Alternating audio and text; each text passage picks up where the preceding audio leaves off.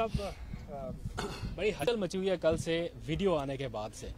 ये वीडियो पहले कहाँ पर थी, कुछ टाइमिंग के ऊपर बड़ा एतराज कर रहे हैं अपोजिशन जमातें कि ये पहले कहीं पर थी और अब अचानक से आ गई। और दूसरा ये भी शो किया जा रहा है कि शायद ऐसे मौके पर रिलीज करके इदारों को दबाव में लाने की कोशिश की जा रही है। मजीद फर्दर क्या एक्शन होने जा रहा है, क्या आपका कॉमेंट है इस वीडियो पे? पहली चीज तो मुझे बड़ा अफसोस से कहना पड़ता है कि जो भी ये सवाल कर रहे हैं उनको सबसे पहले तो एक सवाल करना चाहिए कि क्या यहाँ सियासतदानों के ज़मीरों का सौदा होता है या नहीं होता। सवाल तो ये है, क्या पैसा चलता है लोगों के ज़मीर खरीदने पे, रिश्वतें देने पे, और वो लोग जो कि मुल्क की लीडरशिप है, यानी आपके एमपीज और ये जो आपके सेनेटर्स हैं, ये मुल्क की लीडरशिप है। तो जो रिश्वत दे के सेनेटर बनता है और वो जो एमपीज अपने ज़मीर बेचते हैं, यानी सवाल तो ये है सबसे बड़ा। और पहले अगर ये सवाल अगर लोग पूछें कि ये क्या अभी हुआ है, ये 30 साल से हो रहा है, इसमें सबको पैसा मिलता है और लीडरशिप को पैसा मिलता है।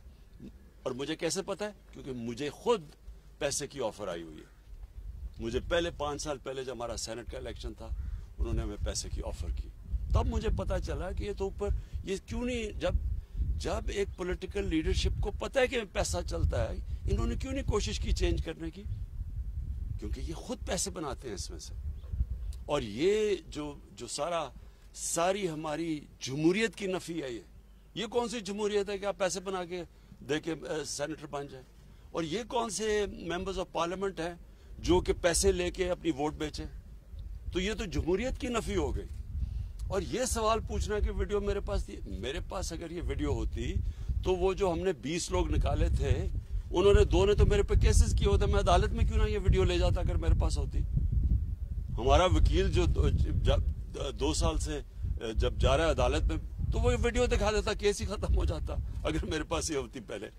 सवाल ये नहीं है, फिर से मैं कहता हूं, इन लोगों ने ये चोर जो अपने आप को सियासतदान कहते हैं, ये जो पीडीएम के अंदर ये जो सारी अपनी चोरी बचाने के लिए यूनियन बनी हुई है, इन सारों से सवाल ये पूछना चाहिए कि जब आपको पता था 30 साल से, तो मैं तो बाद में आया हूं, 30 साल से आपकी पार्टी पावर में है, क्यों नहीं आपने इसको रोकने की कोशिश की? प्राइम मिनिस्टर साहब ये बताइएगा कि आप अभी आपने आप चीज़ों को छुपाने पे बिलीव नहीं करते, सारी रिपोर्टें आप मंजरियाम पे ले आते हैं। ये आप कई दफ़ा फरमा चुके हैं, कह चुके हैं कि मुझे ऑफर हुई थी माजी में, तो आज ये बता दें कि वो ऑफर किसने की थी, कौन सी सियासी जमात थी, कौन सा फर्द था, ताकि उसका भी चेहरा सबके सामने आया जो आपके पास गया और पैसे लेके ऑफर की कि सेनेट की सीटें बेची जा सकती हैं, खरीदी जा सकती हैं। मुझे एक आदमी ने ऑफर नहीं की, कई लोगों ने ऑफर्स भिजवाई हैं कि अगर आप हमें इस सेनेट की सीट दे दें तो कहीं हम इतना पैसा देने के लिए तैयार हैं, आप शौकत खान हमें दे दें। इस तरह की ऑफर्स होती है। एक मिनट सुन ले देखें, एक ने नहीं दी, कईयों ने दी है। और ये मुझे नहीं मिलती, मेरे और लोगों को जो और मेरे मसलन जो समझते हैं ना पार्लियामेंट्री बोर्ड में है, उनको भी लोग पैसे ऑफर करते हैं कि जनाब अगर सेनेटर बना देते थे। इस वक्त बलूचिस्तान में एक सेनेटर बनने का जो रेट जा रहा है 50 करोड़ से 70 करोड़ पे जा रहा है, कि एक सेनेटर बनने के लिए तकरीबन 50 से 70 करोड़ रुपए वो खर्च करेंगे बनने के लिए। तो मुझे बताएं कि उन्होंने क्या बलूचिस्तान की, वो जो इतना पैसा खर्च करेगा वो कोई हातम ताई तो नहीं है, वो आके पैसा बनाएगा। तो पैसा किससे बनाएगा? पाकिस्तानी अवाम की खाल खींचेगा, पाकिस्तान का खून चूसेगा, इस तरह ही पैसा। कोई वो 70 करोड़ रुपया, कोई 50 करोड़ रुपया ऐसे तो नहीं खर्च करता। प्राइम मिनिस्टर साहब ये बताइएगा, अभी आपने जिस कादिर ने वीडियो का जिक्र किया, सर इसमें जो जिन्होंने पैसा लिया, जिन्होंने दिया, वो तो सामने आ गए। इसके नतीजे में जो सेनेटर्स मुंतखब हुए, आपने तो कल कार्रवाई की और अपने वजीर कानून को आपने हटा दिया, लेकिन इसके नतीजे में जो सेनेटर्स मुंतखब हुए, आपको नहीं लगता कि इलेक्शन कमीशन को उनके खिलाफ आर्टिकल 62-63 की कार्रवाई करनी चाहिए? और साथ ही सर, इस वीडियो के आने के बाद मौलाना फजलुर रहमान ने आपको उनसे सियासत सीखने का मशवरा दिया, इस पर भी कमेंट करते सर। देखें, इसमें जो ये इनकी जो लीडरशिप है दोनों मेन पार्टीज की और फजलुर रहमान, ये सबको पता है कि पैसा चलता है। और फजल रहमान तो सबसे ज्यादा पैसा बनाया इसने। इसकी पार्टी में तो वो सेनेटर बन गए जो JUI में नहीं थे, वो बाहर से आके सेनेटर बन जाते। कैसे बनते? सवाल तो इनके ऊपर करना चाहिए। और देखें इस वक्त सबसे इंपॉर्टेंट चीज क्या है, सेनेट इलेक्शन आ रहा है। अब क्या हमें जब पता है कि ये पैसे की पूरी एक सियासतदानों की मंडी लगी हुई है, रेट्स फिक्स हो रहे हैं, तो क्या हमने इसी सिस्टम के तहत इलेक्शन करवाना है? जब ये दोनों पार्टीज ने चार्टर ऑफ डेमोक्रेसी में वाजे कहा था, इनके चार्टर में लिखा हुआ है कि ओपन बैलेट होनी चाहिए। पिछली बारी ये नून लीग ने बार कहा कि जब ओपन बैलेट होना चाहिए, मैंने तायद की नून लीग के हाँ जी ओपन बैलेट होना चाहिए। आज ये क्यों पीछे हट गए हैं? मैं तो ये सवाल पूछ रहा हूं। जब पता है अब असल इशू ये है, सेनेट इलेक्शन बाद में तो तफ्तीश करते रहें, इशू ये है कि क्या सेनेट इलेक्शन हमने इसी करप्ट सिस्टम के जरिए लड़ना है या ट्रांसपेरेंसी लेके आनी, ये सारा इशू है बस। अच्छा प्राइम मिनिस्टर साहब, पाकिस्तान एक ज़रूरी मुल्क है और हमने देखा है कि कल भी कैबिनेट ने गंदम और चीनी इंपोर्ट करने की बात की है और उसकी इजाज़त भी दी है। ज़रूरी मुल्क होने के बावजूद हम चीज़ें इंपोर्ट कर रहे हैं खाने पीने की। साथ साथ हमने देखा कि कंस्ट्रक्शन के ऊपर आपने पूरा जोर लगाया, उसके नताइज तो सामने आए, लेकिन अब ज़राअत के ऊपर भी आप मीटिंग्स कर रहे हैं। सर हम जहाँ भी जाते हैं लोग हमसे कहते हैं आप वज़ीर आज़म से बात करते हैं तो उनसे पूछे इतनी महंगाई क्यों हुई? सर ये इस हवाले से ज़रा आवाम के जो खदशात हैं उस पर ज़रा जवाब। देखिए ये बिल्कुल ठीक बात है आपकी। महंगाई की सबसे बड़ी वजह क्या है? जब रुपया गिरता है, जब डॉलर के मुनिस्बत रुपया गिरता है तो वो महंगाई बढ़नी होती है। क्यों? सारी चीजें जो बाहर से आप आती है वो महंगी हो जाती है। जब पीपल्स पार्टी आई 2008 में तो तब रुपया गिरा, तब 25% रुपया गिरा, 25% तक महंगाई चली गई। आप उठा के देख लें 2008-9 में आज से बहुत ज्यादा महंगाई हुई क्योंकि रुपया गिरा था 25%। हमारी बारी 24.5% रुपया गिरा जब हम आए। और वो रुपया क्यों गिरता है? क्योंकि जब आपकी इंपोर्ट्स ऊपर चली जाती हैं, एक्सपोर्ट्स नीचे चली जाती हैं, डॉलर ज्यादा मुल्क से बाहर जा रहे होते हैं बजाय अंदर आने के, रुपया गिर जाता है।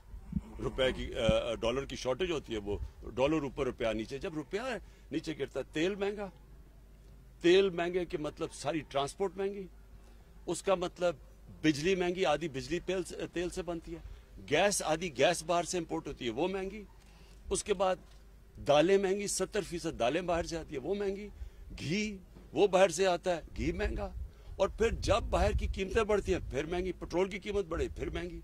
यानी जो महंगाई है, अगर आपका आज अल्लाह करे हमारी एक्सपोर्ट्स बढ़नी शुरू हो जाए, जो बढ़नी शुरू हो गई हैं, और हम इंपोर्ट्स से ज्यादा एक्सपोर्ट शुरू कर दें तो हमारा रुपया मजबूत होगा, महंगाई कम हो जाएगी। सो ये याद रखें कि ये सबसे बड़ी वजह। दूसरी वजह बदकिस्मती से ये थी कि हमारी 2 बारिशें मौसम की तब्दीली की वजह से गलत टाइम पे आ गई, तो जो हमारी गंदम होनी थी अच्छी भली, वो हमारी 12वीं गंदम कम हुई, तो जब उसकी कम हुई तो इंपोर्ट करनी पड़ गई।